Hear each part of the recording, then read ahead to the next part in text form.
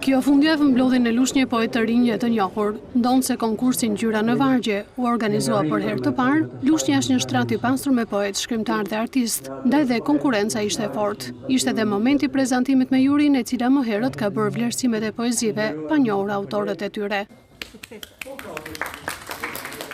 Edlira Goreja me poezin Mes tokës dhe qiellit u vlerësua me çmim të parë.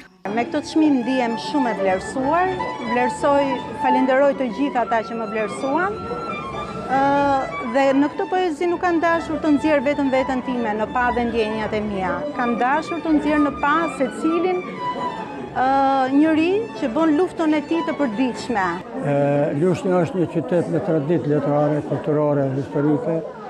Lushnja është qyteti i Kongresit Lushnjës. Lushnja ka dhënë artistë dhe shkrimtarë të mëdhenj, prej Vaçezelës e Margarita Xhepës deri te Vaskoreshi, Fazli Haliti dhe një plejade të krijuesish. Sigurisht arti është punë e vështirë dhe përpjekjet për të rritur cilësinë artistike do duhet vazhdojnë. Kanë prej kujt mësojnë.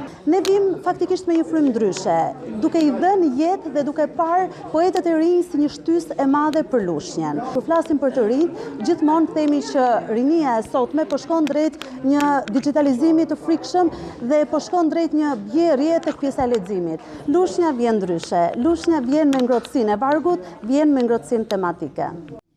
Në këtë konkurs u lexuan 42 poezi, ndërsa mbajtja e këtij aktiviteti çdo vit në maj synon të kthehet në traditë.